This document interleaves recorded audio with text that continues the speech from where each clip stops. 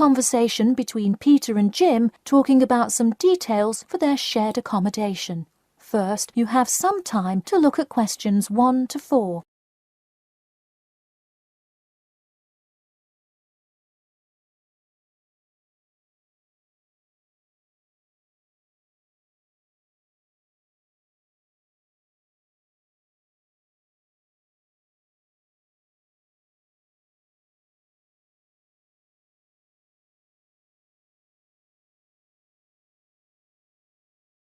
Now we shall begin. You should answer the questions as you listen, because you will not hear the recording a second time. Listen carefully and answer questions 1 to 4. Hey Jim, it's Peter. Oh, hey Peter, what's up? I thought I'd call so we could hammer out the details for next year's lease. That's a good idea. Did we ever decide on how to split the total rent? Well, I was thinking, since my room is bigger, I probably should pay a little more. So I could pay £110 and you could pay £80. Does that sound okay? Considering that my old apartment cost me £100 for a smaller room, I'm definitely all right with that. Hey, I was looking at a map of the area and can't seem to find a bus stop near it. Do you know where we would catch the bus?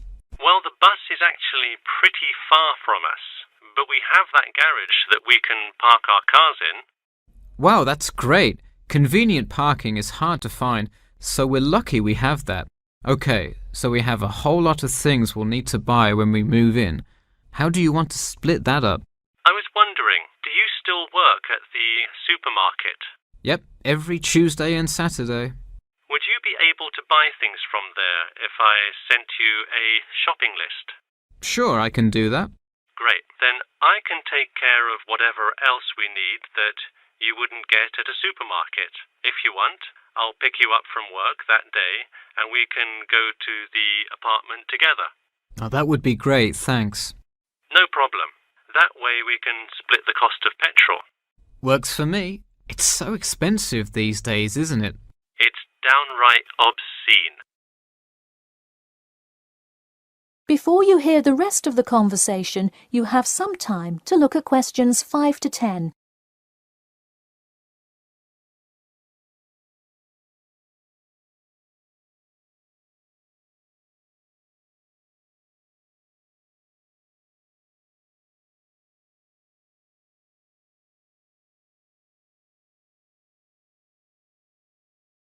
Now listen and answer questions 5 to 10. So let's figure out what appliances we need. Do we have a microwave? Yes, the landlord's providing that for us. Hey, do you still have that space heater, though? We need one for the kitchen since it's not connected to the central heating. All right, I'll bring that. Anything else? Well, I have some dining room and living room furniture I can bring, so that should take care of most of the big stuff. You know what we do need, though? Could you bring a toaster? I actually don't have one. It doesn't come with the microwave. No, the landlord is only supplying the microwave. It would really help if you could bring one. Okay, I'll pick one up at the store. You know, I also have this cool antique rotary phone that would be a cool addition to the apartment, sort of as decoration and utility. Oh, cool. The only thing is, we'd have to put it in the kitchen unless you want it in your room. Why not put it in the living room? The living room's too loud to have a phone conversation. The noise sort of carries, so if one person is trying to watch TV or have friends over, the person on the phone won't be able to hear. Okay, well I guess kitchen it is then. Any other big things we need? That seems like everything. That's all I can think of. And of course, move-in is June the 1st. I can't wait. We'll be able to watch the big game in our new apartment. It's going to be awesome. Yeah, we can move in the morning and then Friday night we can sit back and cheer on Liverpool. I have an exam in the morning, but we'll be done around 11 a.m. and can move in after. Wait, Liverpool? You're joking, right? I thought you were a Manchester United fan. Man U? No way. Liverpool all the way. Oh no, I don't know if I can live with a Liverpool fan. That is the end of section 1. You now have half a minute to check your answers.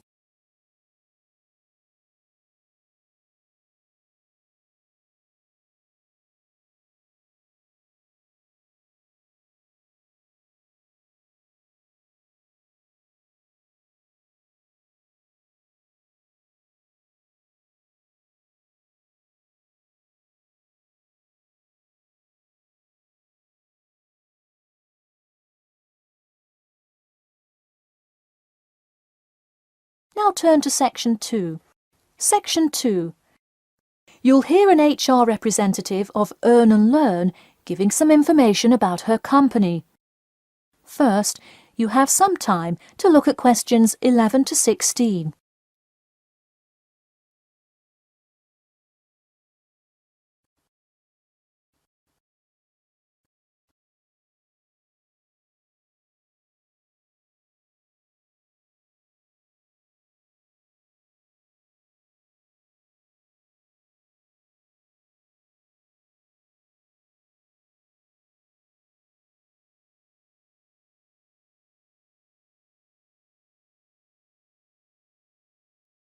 Now listen carefully and answer questions 11 to 16. Welcome to all of you. Can everybody see and hear me? Good. I'm Sarah Connor, an HR representative of Earn and Learn. I have been asked today to talk to you about our company. So, for those of you who don't know very much about the company, let me start by giving you some basic information about it. Earn and Learn started nearly 20 years ago. It is not a charity but a for-profit company that enables promising entrepreneurs to make money while traveling. During the past 10 years, it has grown rapidly and has gained great influence in most countries of the world. We have a partnership with the school and take a large number of recent graduates from the business school. So, if you are a recent graduate, I'd say you can consider applying to our company. Before your application, you might be curious about what sort of places you could go to. There are 4 main locations, but you also have the freedom to submit a different location, and if they can make the necessary arrangements, you can go. The first country Earn and Learn established locations was the US, where you may choose from multiple locations, as long as you can commit to their more rigid schedule of August to December. Also, you could do the Australia internship. That one is really cool. You work at a wildlife shelter and learn about the business practices of non-profit organizations. You do have to be willing to commit 8 months for that one, though. Perhaps that's a long time to be so far away, but I would say it is really an amazing opportunity. I don't know whether some of you are in decent physical shape. If so, the South Africa internship is another exciting one. You learn a lot about sustainable farming, but you would be doing some of the manual labor involved in maintaining a farm. Indeed, it's hard work, but I think you would definitely be able to do it. It may be wise to wait until after their summer is over, so it's not so terribly hot. In addition, there is a most recently established location in India. This one gives you more of a study abroad feel, given that they arrange a host family for you to stay with. In the other locations, you live in an apartment with other interns, so this is definitely a unique experience. Before you hear the rest of the talk, you have some time to look at questions 17 to 20.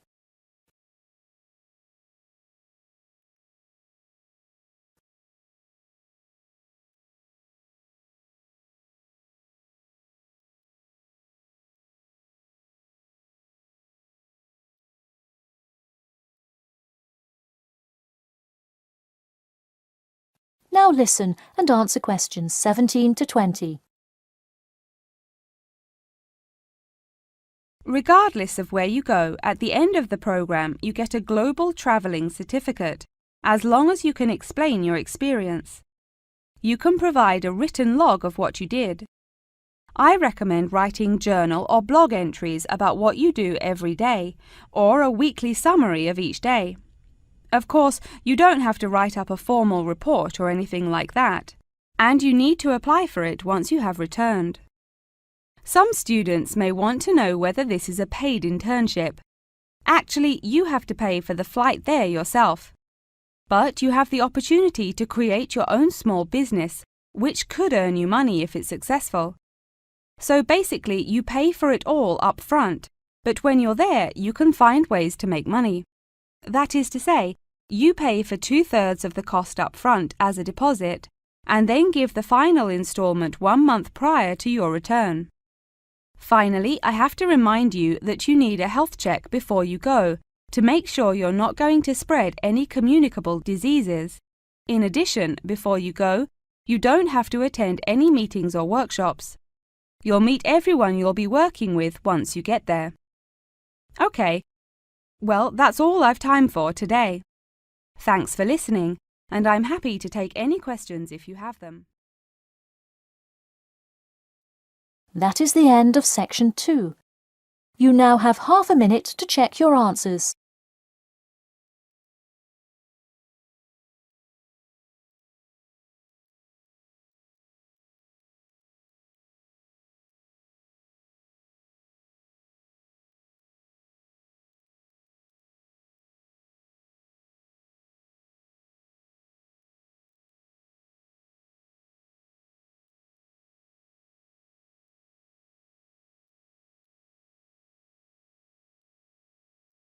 Now turn to section 3. Section 3. You will hear a student called Margaret Parkinson talking about the class she missed on Thursday with her professor. First, you have some time to look at questions 21 to 26.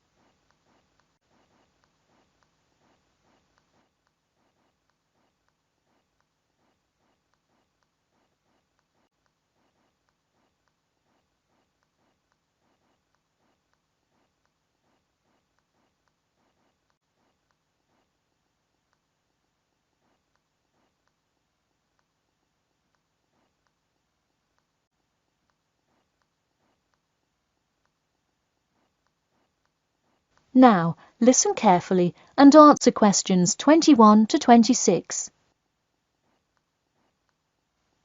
Hi, Professor Timmons. Do you have a few minutes? I was hoping to talk about what I missed on Thursday. Hello, come in. Sure, sit down. Could you tell me your name, please? Margaret, sir. Margaret Parkinson. I apologise for missing your class, but I had to go to the hospital. I'm sorry to hear that. Everything is okay now, though, I hope? Yes, thanks. Glad to hear it. So on Thursday, I outlined the research project that will account for 30% of your grade.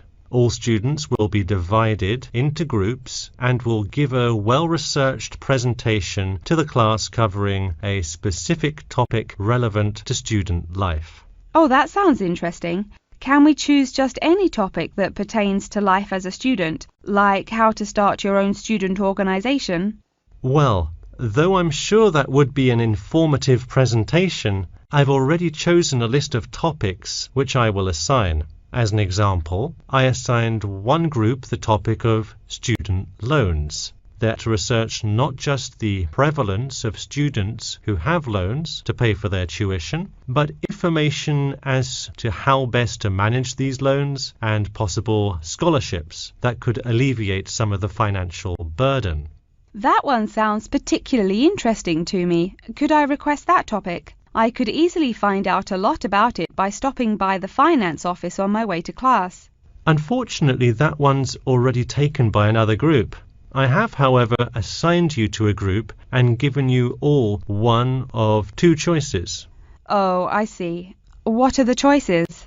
The first is discussing smoking, trends in the number of student smokers compared with the general population, popular reasons students take up smoking, and more healthy alternatives to smoking. That one could be interesting. I'm not a smoker myself, but we'll see what my group thinks. If we did choose this topic, we would rather not put our fellow students on the spot to interview them. Where else could we gather information? How about where the cigarettes are sold? Oh, that's a great idea. I could interview the manager of a supermarket and find out the average age of people buying cigarettes, or how much they buy, that sort of thing. Precisely. Okay, I'll keep that in mind. And what was the other topic? The other topic is the practice of natural medicine. It sounds far more specific than the others, but it is more of an exercise of outlining a career path. If your group chooses this, you would cover the specifics of becoming a doctor of natural medicine, how to become licensed to practice natural medicine, what the career outlook is, etc. You could find much of the information you need on this in the careers office. Wow, that would be really helpful, not just in learning about natural medicine, but in how to approach researching any career path. That's the idea. I want groups to really think outside the box to find information on their topics. They should interview multiple sources. Okay, now I think I have the general idea. Before you hear the rest of the talk, you have some time to look at questions 27 to 30.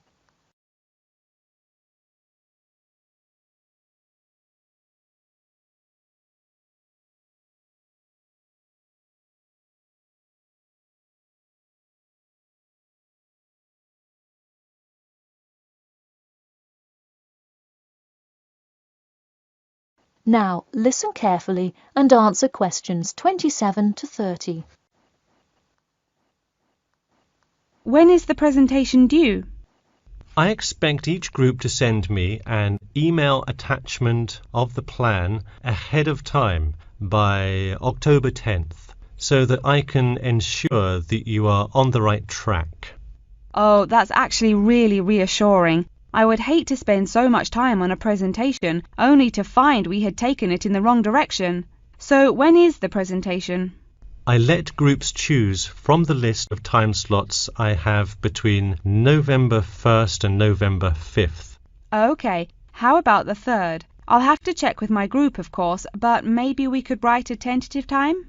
Sure, let me take a look. I'm actually booked completely through the 3rd and 4th now. How about sometime in the afternoon of the 5th? Great, how about 2 o'clock? No problem. I'll pencil your group in. Okay, thanks. And to clarify, what exactly is due in the first phase? Before the October deadline, I want your group to have compiled resources and then to provide some initial data analysis to support your claims. Okay, so data analysis is due the 10th of October, and then the Presentation? Yes. The final phase is simply giving the presentation on the 5th of November. All right, I think I have all the information I need. Thanks. You're welcome. See you in class tomorrow. That is the end of section 3. You now have half a minute to check your answers.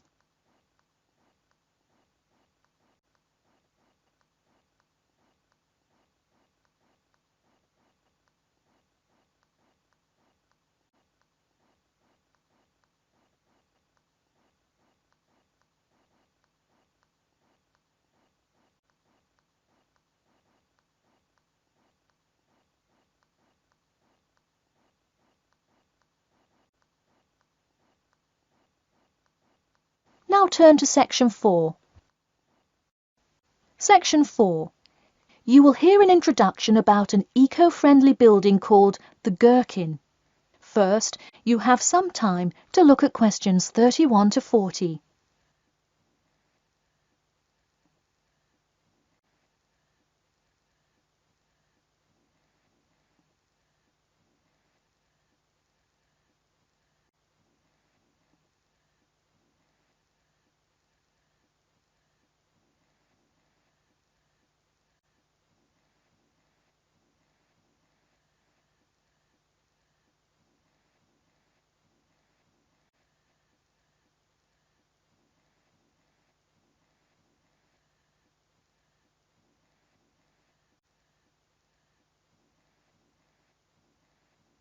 Now, listen carefully and answer questions 31 to 40.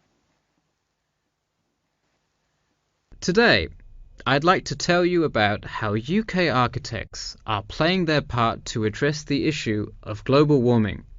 You have seen many of these iconic buildings while going about your everyday life, but you may not know how they are affecting your tomorrow.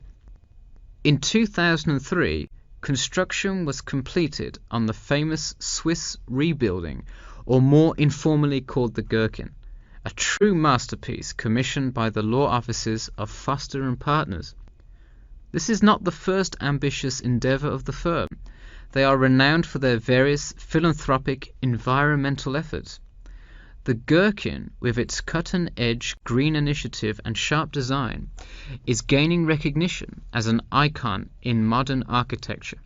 You can pick it out of the London skyline by its unorthodox cigar shape. While its appearance is the obvious attribute at which to marvel, there is far more to this building than meets the eye. And let's face it, there's a lot about this building that meets the eye. The building helps reduce the city's carbon footprint in a number of ways. Just a quick note, in case you're not familiar with the term carbon footprint, get used to it. It's a buzzword you'll hear relentlessly to talk about reducing emissions. Think of it as the amount of harmful greenhouse gases that are given off into the environment by a single person, organization, or product. So going back to the Gherkin building, perhaps the most obvious as well as the most significant eco-friendly feature is the glass windows, which allow light to pass through the building, both reducing heating costs and brightening up the workspace.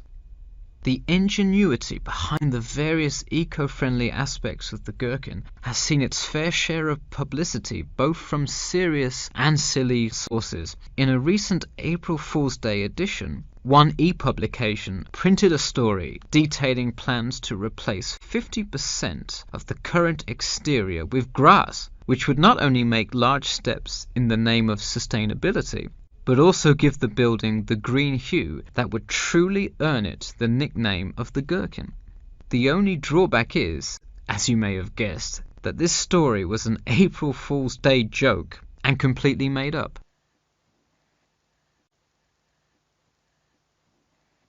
In all seriousness though, the building is setting a new standard of design that other architects and city planners just cannot ignore. The building's bold and cost-efficient design has won a number of architecture awards, including the Stirling Prize, the London Region Award, and the Empress Skyscraper Award, among others. The design comfortably accommodates a large number of offices, while keeping maintenance and operation costs down, striking a superb balance between nature and the workplace. Nature is well and good, as long as the weather is nice outside. Given London's notoriously bad weather, the architects knew they must devise a quality temperature regulation system, and that they did. A special system designed to reduce the building's reliance on air conditioning was devised that cuts consumption in half compared to standard office buildings. There are atria that link each floor vertically to one another, forming spiraling spaces up the entire building. They serve not just as social common spaces, but also act as the building's lungs, distributing clean air from the opening panels in the facade through the entire building. The building isn't all business though. It has its fair share of fun as well.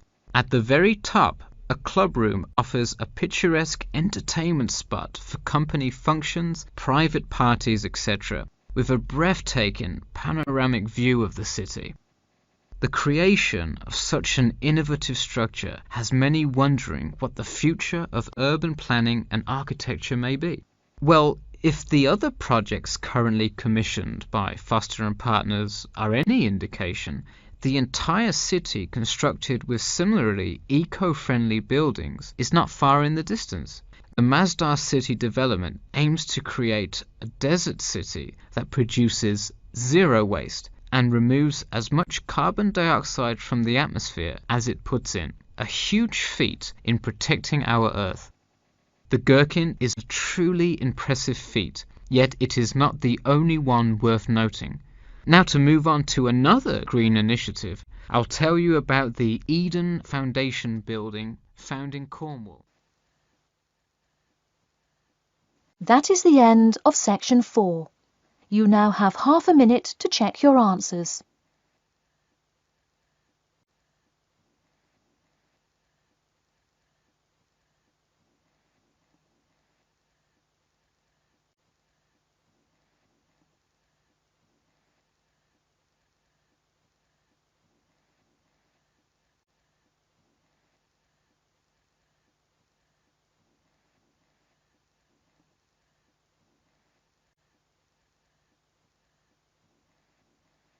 That is the end of the listening test.